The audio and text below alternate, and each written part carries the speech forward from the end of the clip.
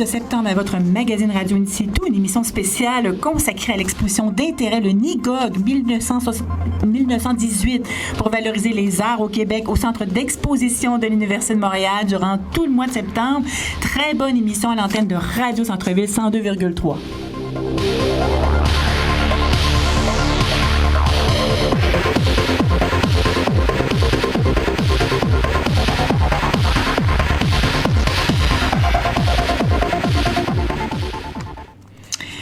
Alors, bon lundi, et très bienvenue à votre magazine Radio In Situ, dédié aux arts visuels, une émission qui sillonne chaque semaine le meilleur visuel, foisonnant, diversifié, créatif, pour vous recommander une sélection d'événements. Eh bien, cette semaine, on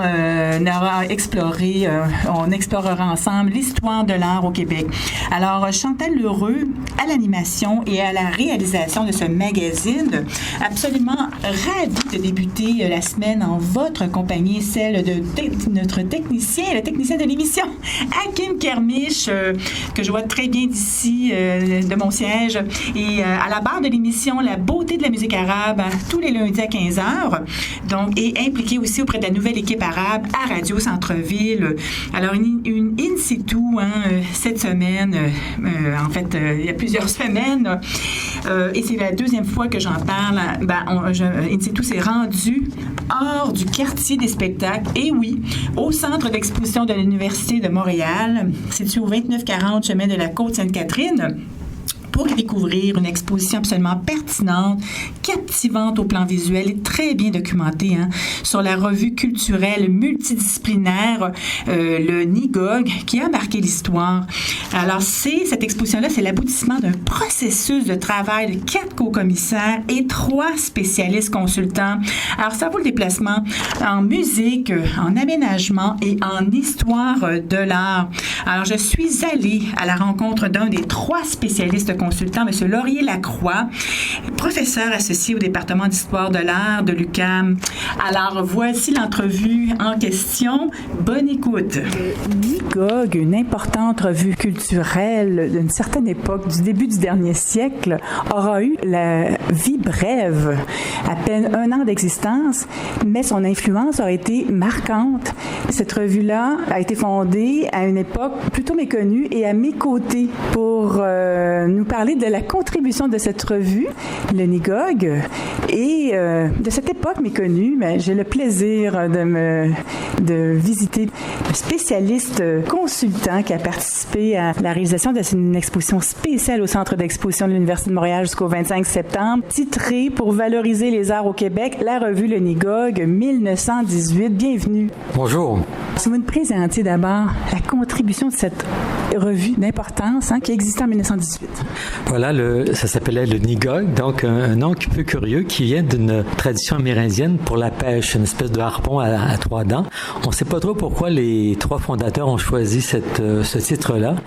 Donc, c'est 3 jeunes, un architecte, Fernand Préfontaine, un compositeur et un musicien, Léopold Morin, et un romancier, écrivain, Robert de Roquebrune, qui reviennent d'Europe au moment de la guerre de 1914. Ils ont étudié à Paris, ils ont travaillé à Paris, et ils s'ennuient un petit peu à Montréal, je pense, et surtout, compte tenu de l'effervescence parisienne qu'ils ont connue auparavant, ils décident de stimuler un peu le milieu montréalais. Et donc, en janvier 1918, ils font paraître le premier numéro de cette revue, qui va être publié, comme vous le disiez, jusqu'en décembre 1918. Donc, 12 numéros, c'est facile à retenir, une seule année, 1918, et une revue qui a vraiment bousculé les choses dans la mesure où c'était une revue multidisciplinaire. On parlait de musique, de littérature, de théâtre, d'architecture, tout ce qui était vraiment, on pourrait dire, la modernité, l'avant-garde, la nouveauté. Alors, quel a été l'accueil ici? Dans l'époque, à ce moment-là, je pense qu'il y a eu... Les avis étaient partagés. Les avis étaient partagés, vous avez raison. Je pense qu'il y avait un public, effectivement, qui était prêt à accueillir ces idées-là, mais la presse a été soit tiède ou, au contraire, très vilaine contre la revue. Pour quelle raison? Je suis curieuse. L'accusant, d'une part, d'amener des idées, justement qui étaient un peu farfelues, des courants qui tiendraient pas la route, des idées qui n'avaient pas de base finalement solide. Tout ce qui n'était pas un peu classique finalement pouvait être attaqué. Mais en même temps, il y avait des gens qui la défendaient, il y avait des gens qui allaient aux conférences qu'ils organisaient, aux concerts qu'ils organisaient, puis ils ont eu des abonnés. Donc il y a preuve qu'il y a des gens qui l'ont lu, effectivement, cette revue-là. Il y a eu un petit peu des accusations que c'était à l'époque une équipe un peu influencée par l'Europe, la culture européenne. Ben, tout à fait française, surtout c'était leur modèle. Et évidemment, ils aimaient les jeunes auteurs, les jeunes compositeurs, les idées qui se développaient alors en Europe, en France. Et c'est ça qu'ils voulaient présenter au public montréalais. Avec raison, hein? Ben, on peut penser qu'effectivement, même s'il y avait des revues européennes qui venaient ici, d'entendre ce discours réapproprié, puis traduit, je dirais, par rapport à notre réalité, parce qu'on présentait l'architecture et la littérature française, mais en rapport avec ce qui se faisait au Québec. Et donc, on critiquait, on commentait ce qui se faisait à Montréal, et on donnait des modèles, on donnait des exemples qui venaient de France. Donc, on a voulu jeter un pont entre la culture d'ici et la culture de l'Europe. Absolument, absolument. Oui. Changer les habitudes du public, le goût du grand public, l'amener à comprendre, à apprécier d'autres choses que ce qu'on pouvait apprendre ou voir, étant donné la formation qui était donnée au Québec à ce moment-là. Il faut dire que la culture américaine était déjà très importante, hein, le musical, le cinéma, le théâtre qui venait des États-Unis. Et donc, eux voulaient ramener cette culture française à Montréal. Absolument. Écoutez, ils ont été ambitieux, hein? Il y avait beaucoup d'ambition. Ils ont fait venir des grands noms.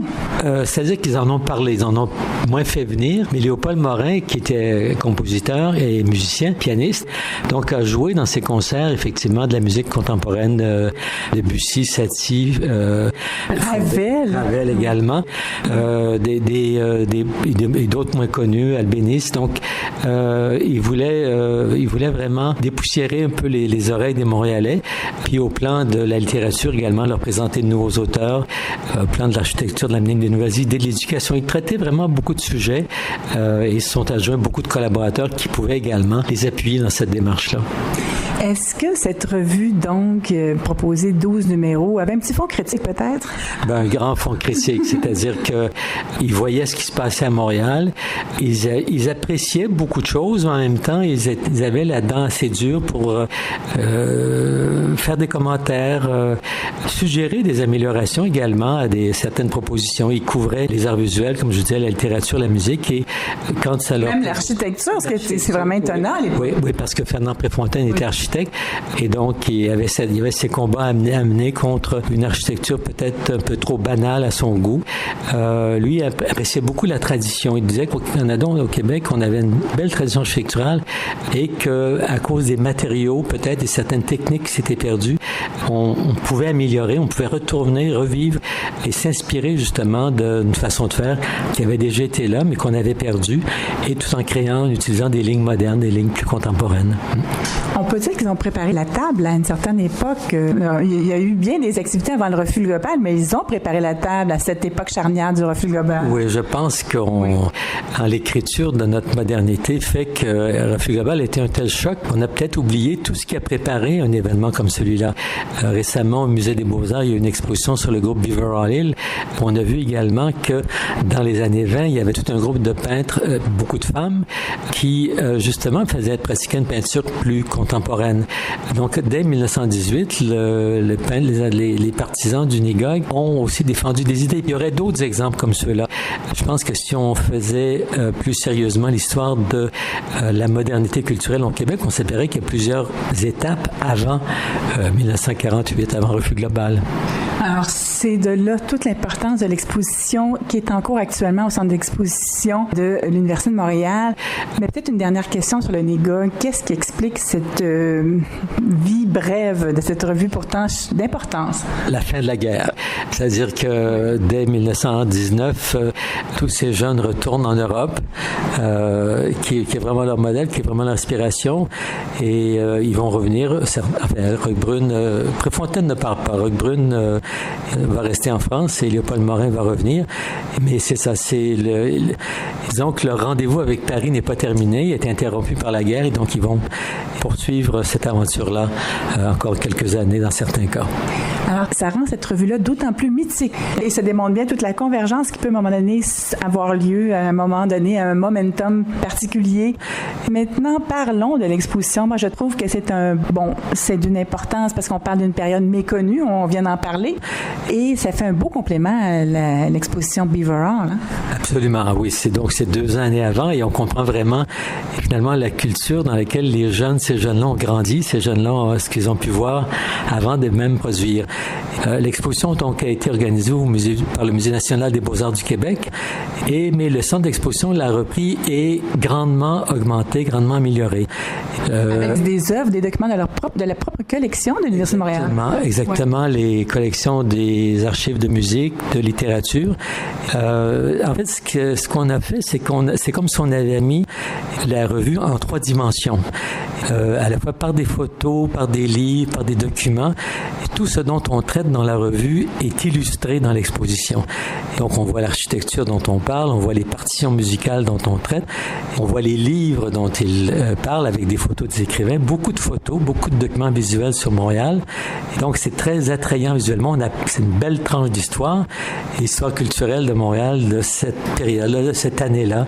Alors, on voit le développement dans le port de Montréal qui était, évidemment, avec les silos à grains, qui a été une des causes qu'a défendu la revue Le Nigoy, la modernité, la beauté des silos à grains.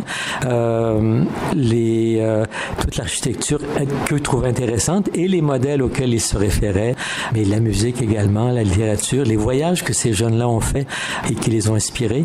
Donc, c'est extrêmement dynamique, extrêmement riche comme information.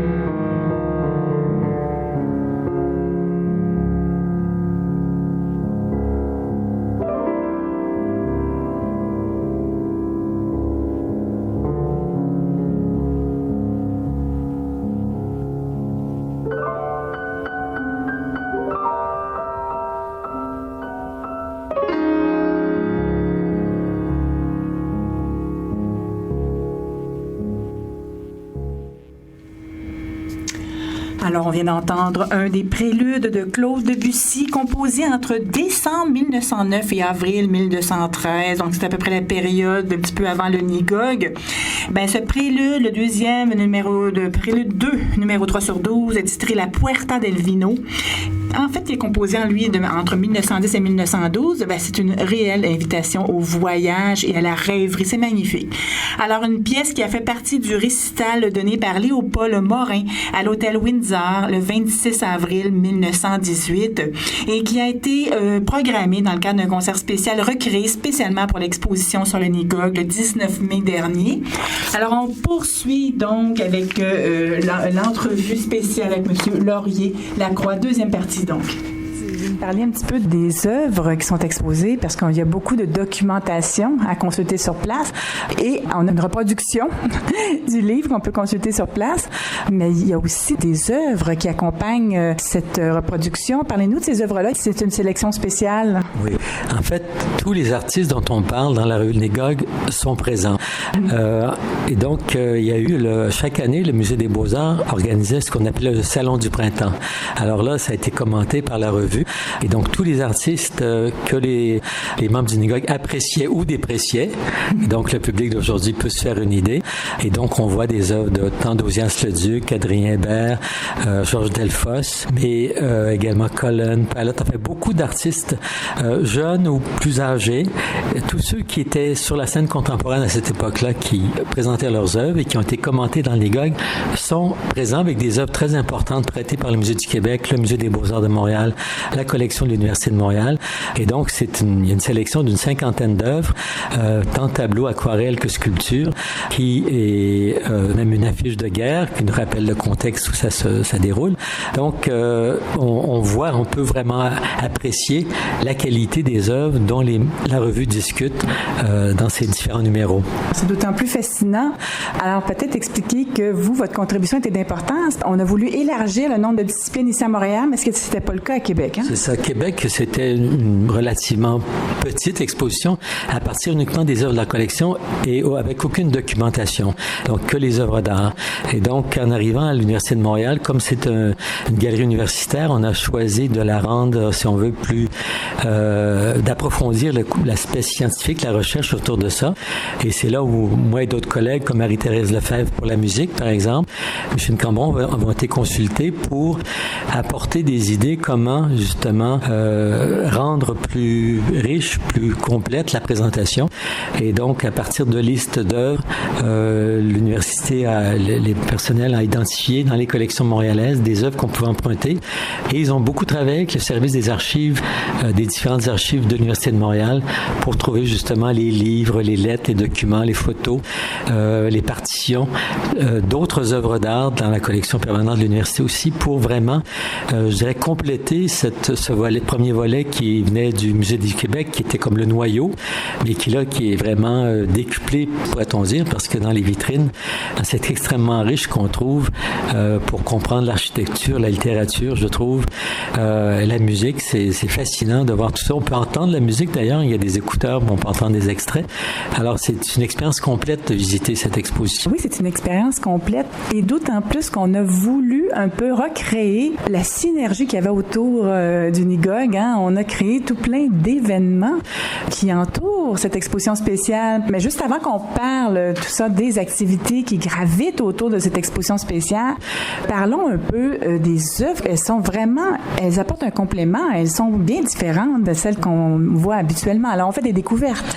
Tout à fait. C'est là votre contribution de nous présenter de découvertes à faire. Seulement dans la mesure où plusieurs des artistes qui sont présentés sont moins connus ou oubliés aujourd'hui. Charles Debelle, on en voit moins souvent, Topham. Donc, mais je trouve que c'est la chose merveilleuse, c'est qu'on a une espèce de coupe transversale de tout ce qu'on pouvait voir à Montréal à cette époque-là. Et donc, c'est là qu'on se rend compte du dynamisme et de la diversité de la production culturelle à un moment donné, à une époque donnée, très, très relativement bref dans le temps. Mais c'est comme si au scalpel, on allait couper une tranche de l'histoire et elle nous est présentée sur les murs. par exemple, comme ces jeunes-là gravitaient beaucoup autour de l'Université de Montréal, on aurait créé toute une section aussi sur le quartier latin de l'époque, la rue Saint-Denis, tout ça. Donc, c'est vraiment très, très riche pour apprendre à connaître la vie culturelle de Montréal au début du 20e siècle. C'est un très, très beau moment. Oui, merci. Tout à fait. Et on est envoûté par le bouillonnement culturel de l'époque, le foisonnement artistique de l'époque. On est étonné en se rendant sur place de voir à quel point il y avait cette activité culturelle à cette époque-là. Et c'est ça qui fait que j'ai voulu absolument un petit peu m'entretenir avec vous pour en savoir plus long. Maintenant, il y a vraiment toute une programmation autour de cette exposition-là et je trouve que c'est une très bonne idée. Ça rend l'expérience encore plus immersive. Parlez-nous de quelques-unes. Peut-être une qui est terminée maintenant. Je pense qu'il y a eu une volonté il y a eu des concerts proposés à partir de la programmation de l'époque. Hein? Oui. C'est terminé, mais bon, on peut en parler quand même. Non, le concert va être repris le dimanche 2 octobre à 13h, où au piano, donc on entendra un concert que Léopold Morin a donné à Montréal dans le cadre justement de la revue Le Nigog. Donc on organisait des activités pour les membres et pour le grand public. Et donc un de ces concerts-là va être repris le dimanche 2 octobre au centre d'exposition à 13h.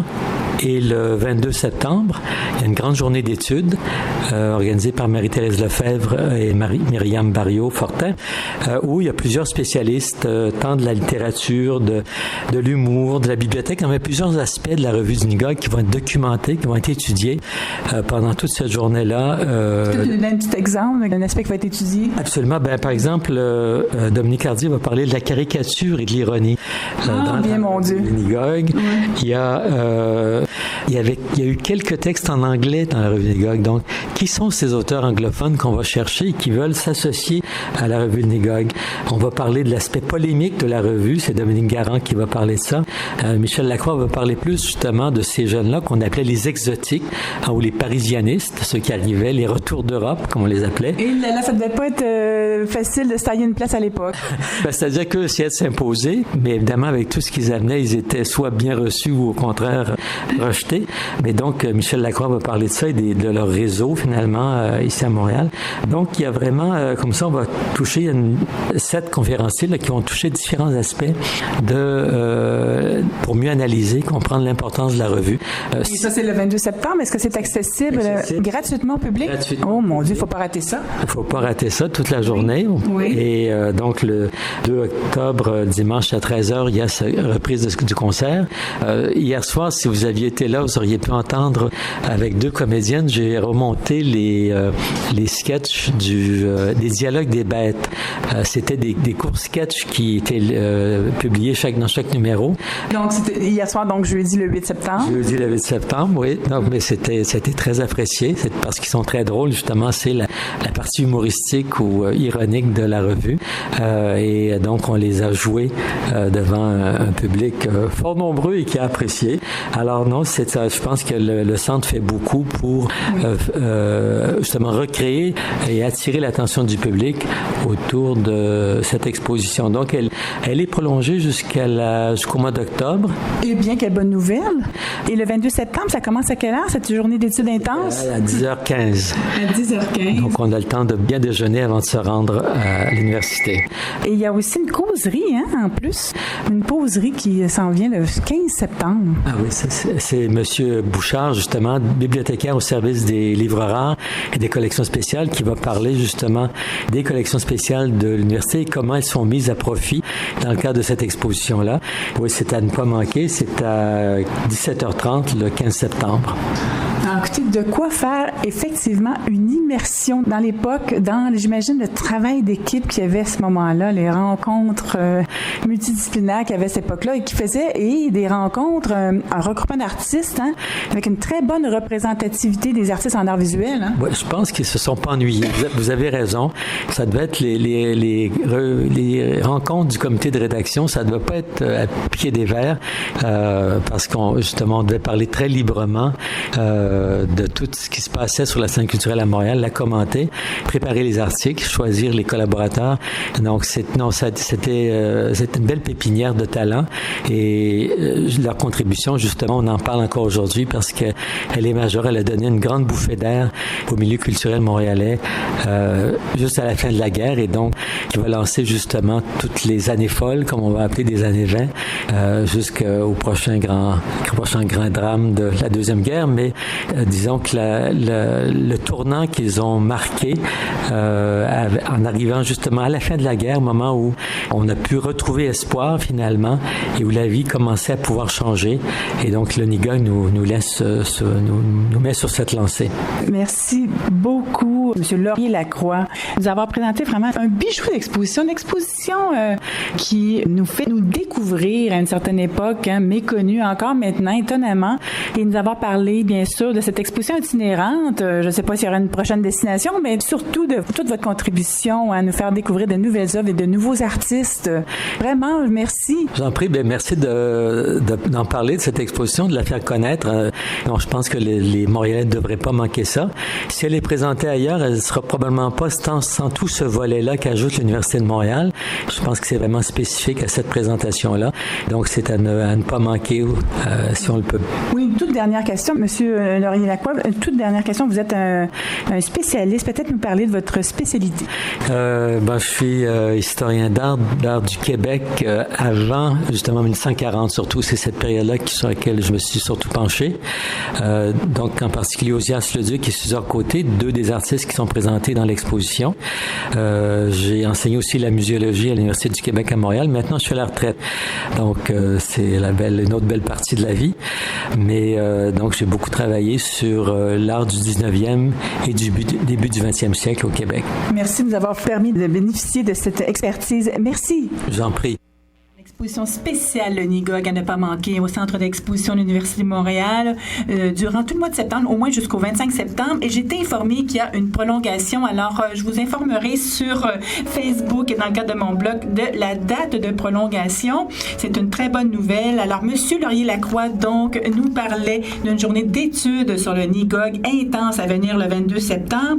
Et pourquoi pas prolonger cet événement spécial avec un autre colloque le lendemain sur le thème de la littérature et les liberté d'expression ailleurs et ici dans le cadre du 34e colloque de l'Académie des lettres du Québec. Alors, on réfléchira particulièrement sur le contrôle croissant de la parole des intellectuels, journalistes, écrivains, artistes, un contrôle observé donc, et entre autres vedettes invitées, Michel-Marc Bouchard dans le cadre de la conférence d'ouverture, Catherine Mavrikakis, auteure et professeure, Maître Julius Gray, la conférence dans le cadre de la conférence de clôture. Alors, une journée d'études, donc, le 23 septembre, qui débute à 9h15 et qui aura lieu à l'Atrium, édifice Gaston Miron.